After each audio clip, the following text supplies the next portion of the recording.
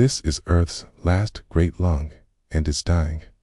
So begins the haunting voiceover of The Last Rainforest, a documentary about the destruction of the Amazon.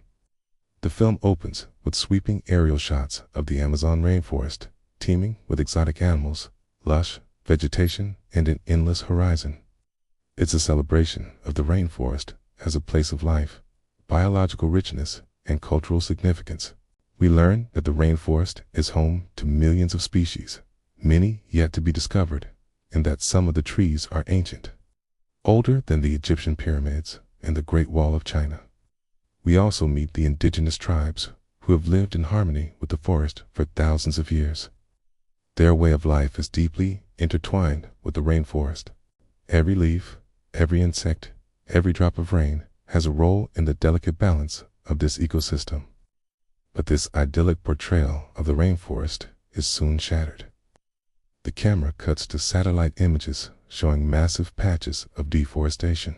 Vast areas of land have been cleared for cattle grazing and soy plantations. We see how illegal logging operations have run rampant, penetrating deep into protected zones.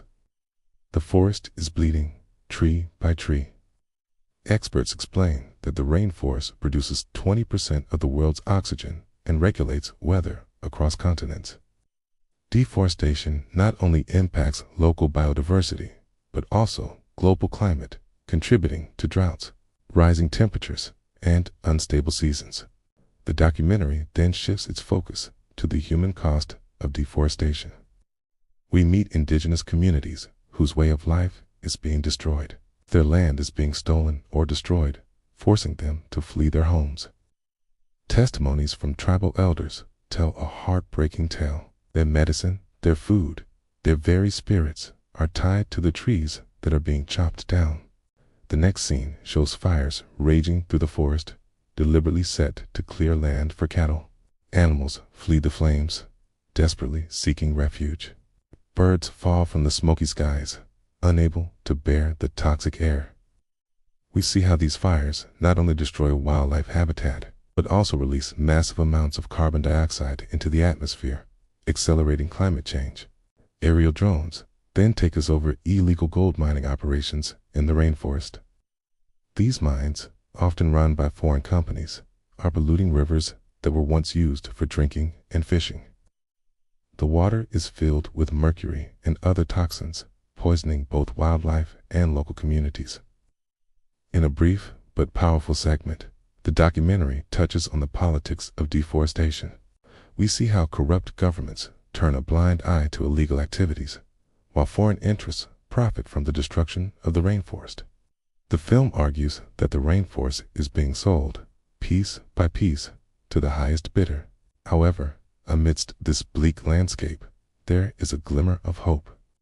We meet young Amazonian activists who are fighting back against deforestation.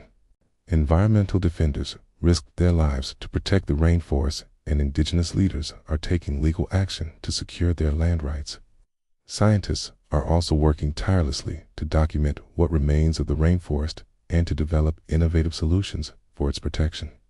One project uses drones to monitor deforestation in real time, while another uses technology to restore degraded land. As the documentary comes to a close, we are reminded that the fate of the rainforest is in our hands. If the rainforest falls, the planet will follow, but there is still time to protect it. Loss cannot be undone, but its protection can still be won. The screen fades to black with the words, "The forest is speaking." Are we ready to listen?